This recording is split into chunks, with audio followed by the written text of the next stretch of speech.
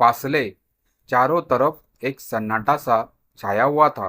तभी खामोशी को चीरते हुए जज साहब की आवाज मेरे कानों में तीर की तरह चुभते हुए मेरे दिल की धड़कनों को तेज कर देती है। मेरी सांसें बहुत तेज चलने लगती है। जज साहब, क्या बोलने वाले? ये तो मुझे एहसास था ही, फिर भी मेरा दिल बैठा जा रहा था।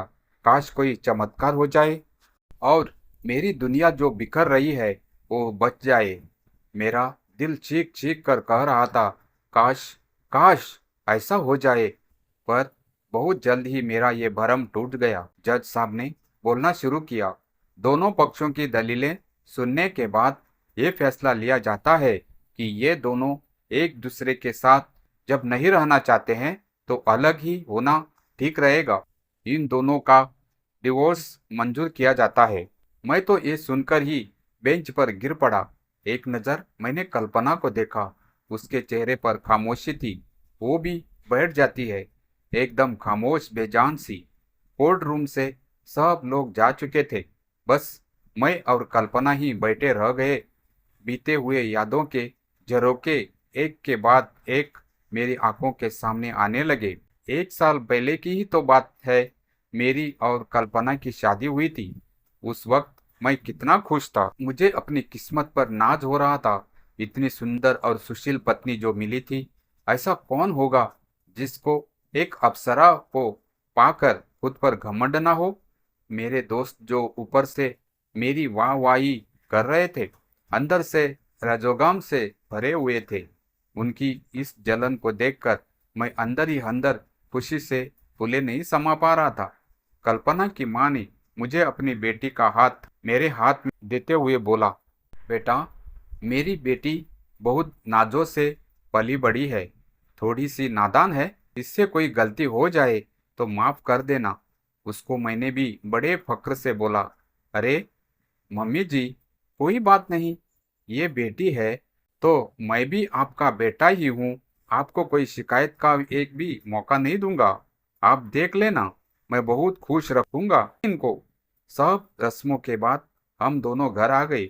मेरे माँ बाप नहीं थे घर में और काका रहते थे। काका हमारे बहुत पुराने नौकर थे। उन्होंने ही मुझे पाला था। मैं भी उन्हें बाप का दर्जा देता था। आज तक कभी नौकर नहीं समझा।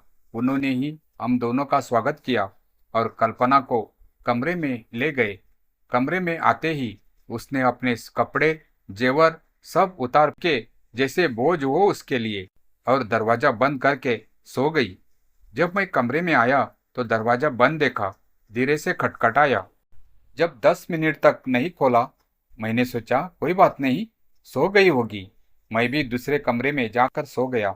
सुबह उठा तो देखा वो नहाकर आई थी। नीली रंग की साड़ी, खुली हुई जुल्फे, नैनों में काजल, हाथों में चूड़ी।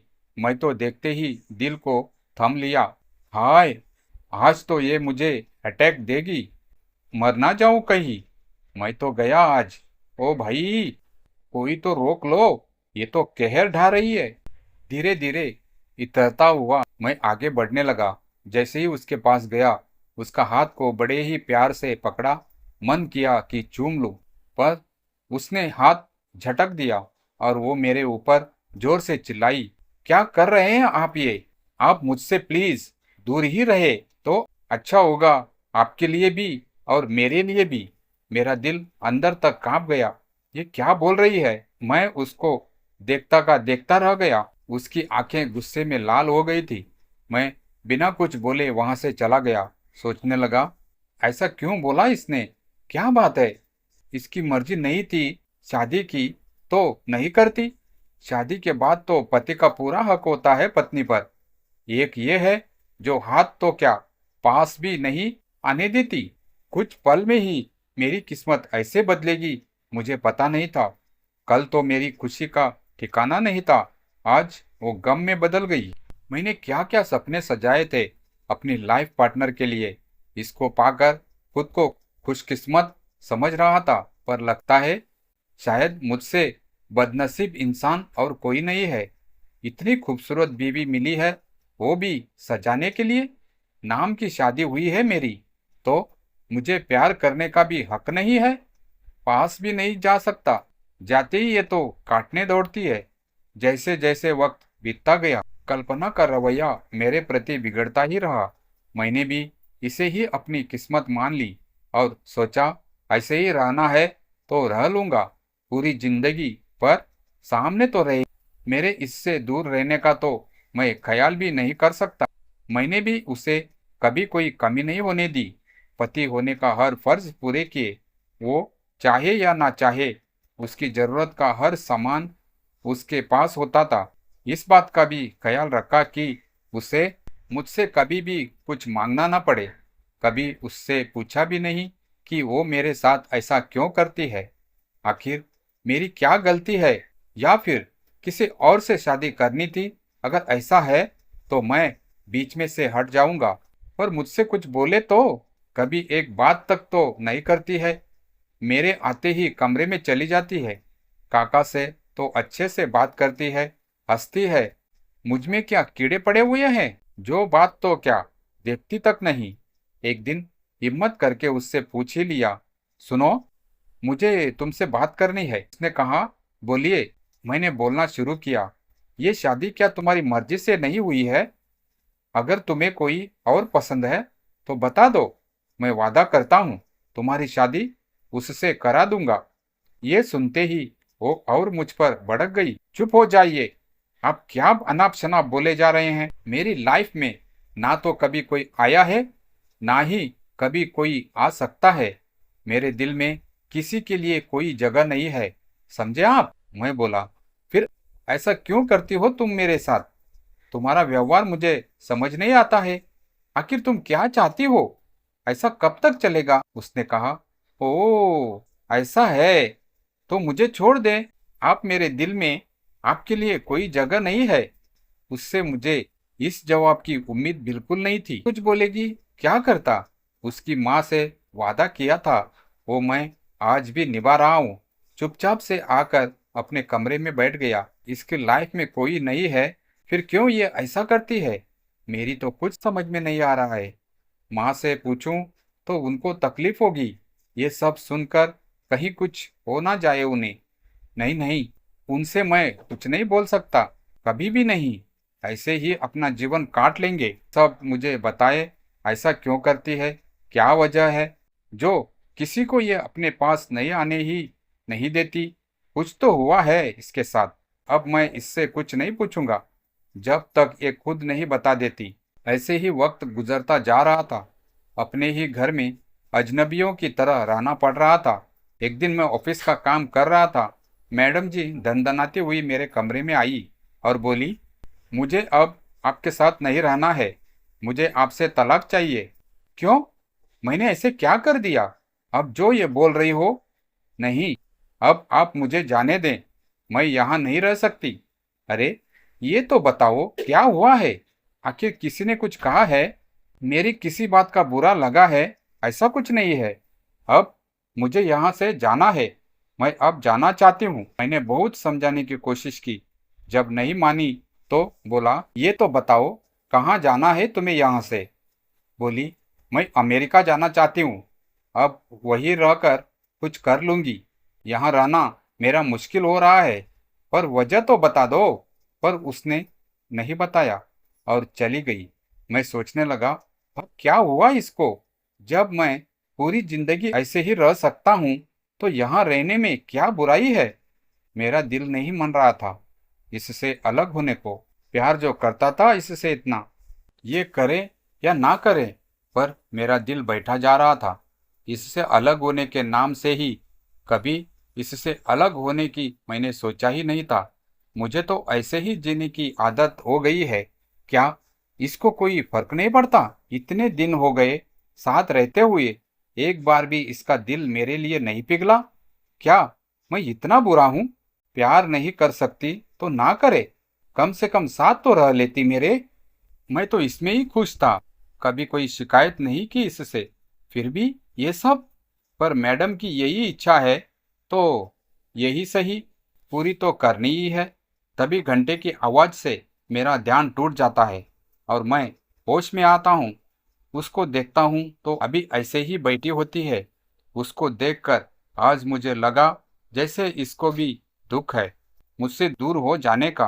अरे मैं भी ना पागल ही हूँ, क्या क्या सोच रहा हूँ। ऐसा कभी नहीं हो सकता। होता तो आज हम दोनों यहाँ नहीं बैठे होते। मैं धीरे धीरे उठा और उसकी तरफ बड़े ही भरी कदमों से चलने लगा। उसके पास जाकर मैं घुटनों पर बैठ गया। उसके हाथ को अपने हाथों में लेकर एक दबी हुई आवाज में बोलना शुरू किया। कल्पना, मैंने कभी नहीं सोचा था तुमसे अलग रहने का। मैंने तो खुद को मना लिया था, ऐसे ही रह लूंगा तुम्हारे साथ, कभी कोई शिकायत भी नहीं करूंगा, कोई हक नहीं जताऊंगा तुम पर अपना। जब से तुम आई हो मेरे जीवन में मैंने तुमसे ही प्यार किया है। हमारे बीच कुछ नहीं है, फिर भी मेरे लिए बहुत कुछ है। प्यार ना होते हुए भी तुमसे प्यार है। मैं ये सब नहीं कहने आया हूँ, मैं बस इतना चाहता हूँ तुम हमेशा खुश रहो। पर कभी भी तुम्हें मेरी जरूरत हो तो एक बार आवाज दे देना, मुझे अपने सामने ही पाओगी। वो सुनती ही रही, कुछ बोली नहीं। मैं खड़ा हो गया और उसको बोला, चले घर। आज रात उस घर में तुम्हारी आखिरी रात है। कल से तो, बोलता हुआ मेरा गला भर आया। मैं चुप हो गया। तुम्हारी कल ही फ्लाइट है, सब तैयारी कर लेना तुम। अब चलें। वो खड़ी हो गई। दोनों कोर्ट से बाहर आ गए। दोनों के बीच एक अजीब सी खामोशी थी। उनके चेहरे पर भी उदासी की लकीरें साफ दिख रही थी। पर वो चुप। घर आ गए। वो कमरे में चली गई। मैं वहीं बैठ गया। वो सामान पैक कर रही थी। मैं उसके पास गया और उसे कुछ पेपर दिए। ये कुछ पेपर है, इनको भी रख लो, काम आएंगे। क्या है? उसने बोला। मैं बोला, ये वहाँ के मकान के पेपर है जो मैंने तुम्हारे नाम से ले लिया है। ये बैंक की पासबुक और चेकबुक है, इसमें मैंने पैसे डाल दिए हैं। तुमको वहाँ कोई परेशानी नहीं होगी, आराम से रह सकती हो। और एक छोटा सा ऑफिस भी खोल दिया है जिसकी तुम मालकिन हो। वहाँ के मैनेजर को बता दिया है, वो तुम्हें सब काम समझा देगा। अगर फिर भी कोई परेशानी हो तो मुझे कॉल कर देना, मैं आ जाऊंगा। उसने बोला, आप ये सब क्यों कर रहे हैं मेरे लिए? मेरी फिक्र ना करें, मैं सब देख लूंगी वहाँ। मैं बोला, क्यों फिक्र ना करूं? मेरे होते हुए तुम्हें इतनी भी परेशानी हो ये मैं नहीं देख सकता हूँ। वो बोली, क्यों करते हैं आप मुझसे इतना प्यार? मैंने तो कभी आपसे सीधे मुंह बात तक नहीं की, आपको कभी समझा भी नहीं। हर बार आपको जलील किया है, और एक आप है कि मेरे लिए इतना सब कर रहे हैं। जब से इस घर में आई हूँ आपने कोई कमी नहीं आने दी है। मेरी पसंद नापसंद का पूरा ख्याल रखा है। मेरे कमरे में किस चीज की जरूरत है मेरे से पहले आपको पता लगता है। कहने को तो आप इस कमरे में आते ही नहीं है, फिर भी मेरी छोटी से छोटी बड़ी से बड़ी बात आपको पता है। मेरे बोलने से पहले ही मेरे सामने वो हाजिर कर देते हो। कैसे पता चलता है आपको? मुझे अभी तक समझ नहीं आया है, कोई इंसान किसी से इतना प्यार कर सकता है? मुझे यकीन नहीं होता। और मैंने आपसे तलाक की बोला, वो भी दे दिया मेरी खुशी के लिए, बिना किसी शिकवे शिकायत के। एक औफ भी नहीं निकाली आपने। और अब ये सब, मुझे वहाँ कोई परेशानी ना हो इसका भी आपने पूरा इंतजाम कर दिया है। ये कहते हुए वो जोर जोर से रोने लगी। मुझसे उसे देखा ना गया। उसे अपने पास बिठाया और उसके आंसू पोंछते हुए बोला, ये सब मैं खुद नहीं जानता, पर इतना तुमने मुझे बेरुखी दिखाई उतना ही न जाने मैं और खींचा चला आया। पहले नफरत होती थी तुम्हारे बर्ताव से, ये नफरत कब प्यार में बदल गई खुद ही नहीं पता चला। मेरी जिंदगी का बस एक ही मकसद रह गया था, यहाँ पर तुम्हें कोई परेशानी या किसी चीज की कमी ना हो। खुद को इस तरह से रहने की आदत भी डाल ली थी। मैंने हमेशा यही चाहा था तुम हर पल मेरे साथ ना हो सही, पर मेरे पास तो रहो। मेरे दिल को तुम्हें दूर से ही देखने में सुकून मिल जाता था, पर वहां तो मैं पास ही नहीं हूं ना। इसीलिए बस यही चाहता हूँ, एक लम्हा भी तुम किसी चीज के लिए परेशान ना हो। तुम्हारे चेहरे पर हल्की सी शिकन मुझे अंदर तक परेशान कर देती है। मैं तुम्हें खुश देखना चाहता हूँ। अगर तुम मेरे बिना खुश रह सकती हो तो मैं ये भी कर लूँगा। मेरा दिल इस बात को नहीं मानता, पर तुम्हारे आगे मुझे सब कबूल है। जानती हूँ मुझे भी आपका प्यार, आपकी फिक्र दिखती है। कभी न कभी आपका प्यार मेरी नफरत पर हावी हो रहा है। ना चाहते हुए भी मेरे दिल में आपके लिए जगह बनती जा रही है। इसीलिए ही तो मैं आपसे दूर जाने की सोचने लगी थी। कहीं कहीं और रुक जाती है, बोलते बोलते कहीं तुमको भी मुझसे प्यार ना हो जाए, तुम्हारी नफरत के आगे मेरा प्यार जीत ना जाए, इसीलिए यहाँ से भाग रही हो।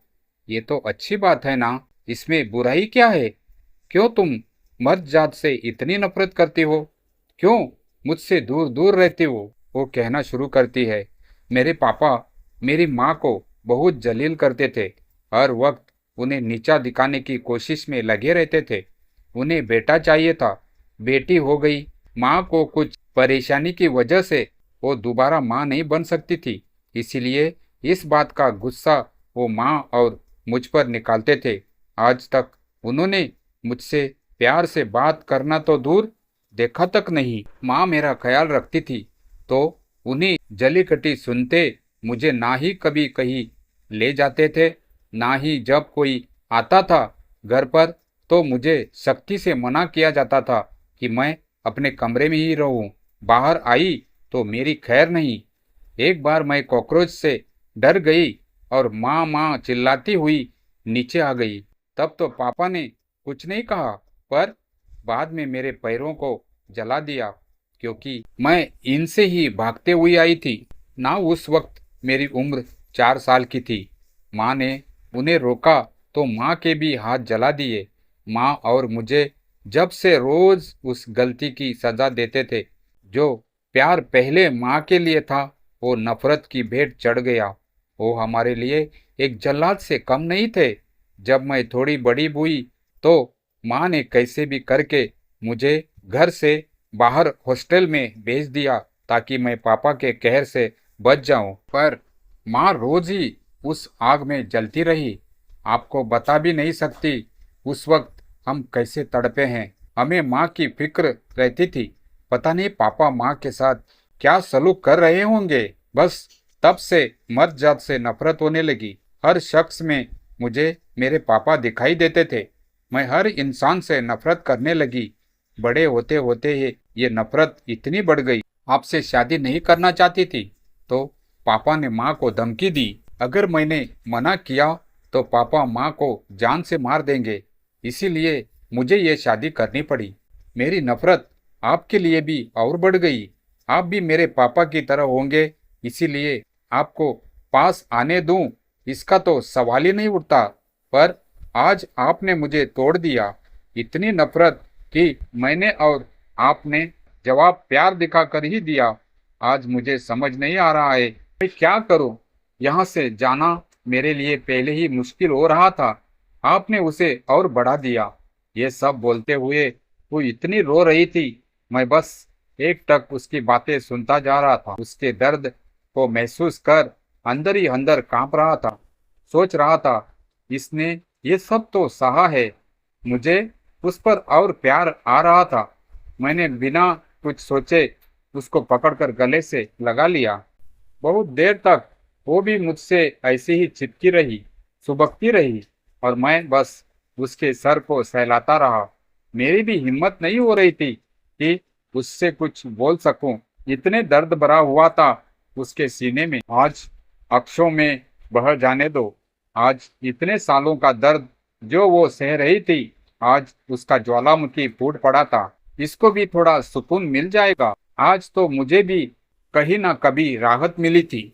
जो मैं इतने दिनों से परेशान था, आखिर क्या हुआ था इसके साथ, आज मुझे पता चल चुका था। आज मुझे इससे जो गिला थी थोड़ी सी, वो भी खत्म हो गई थी। जिसकी जिंदगी में बचपन से इतना सब हुआ हो उसका क्या हाल होगा ये मैं समझ सकता हूँ। तो अब डर था तो इस बात का कि कहीं ये मुझे छोड़कर चली तो जाएगी नहीं ना। मेरा गला भी भरा हुआ था। मैं उससे बस इतना ही बोल पाया, कल्पना मुझे छोड़कर तुम कहीं नहीं जाओ, यहीं पर रहो मेरे साथ, मेरे पास। मुझे तुम्हारी नफरत भी अच्छी लगती है।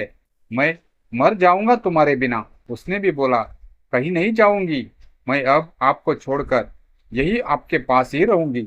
अगर मैं अब गई तो पूरी जिंदगी खुद को माफ नहीं कर पाऊंगी। मुझे भी आपकी ना चाहते हुए भी आदत हो गई है। इतना प्यार करने वाला दिल दुखाकर अगर गई तो भगवान भी मुझे माफ नहीं करेगा। ये सुनने की मुझे उम्मीद नहीं थी। एक बार तो मेरे कानों को यकीन नहीं हुआ। ये क्या बोल दिया उसने? मैंने फिर पूछा, क्या कहा तुमने? फिर से ये कहना, कहीं मैंने गलत तो नहीं सुना? नहीं जी, आपने ठीक ही सुना है। उसने डाइवोर्स के पेपर बैग में से निकाले और फाड़ दिए और फिर से मेरे गले लग गई और बोली, हो गया यकीन या नहीं? कहीं नहीं जा रही अब आपको छोड़कर। आज मैं बहुत ही सुखद अनुभव महसूस कर रहा था। आखिर मेरा प्यार जीत गया। मेरी खुशी का ठिकाना नहीं था। जो कुछ वक्त पहले मैं गम में डूबा हुआ था, अब प्यार के सागर में गोते खा रहा हूँ। जो मैंने 1 साल दर्द में अकेलेपन में गुजरे थे, आज इस लम्हे के आगे बहुत कम लग रहे हैं। ऐसा लग रहा है जैसे मेरे हर जख्मों पे जो मैंने खाए थे उस पर मरहम लगा गया हो। मुझे मेरा अपना घर, प्यारा सा घर बनता हुआ नजर आ रहा है, जिसका कभी मैंने सपना सजोया हुआ था। मेरी डूबती हुई नैया को मानो किनारा मिल गया हो, एक प्यार के हल्के से झोंके का सहारा मिल गया हो।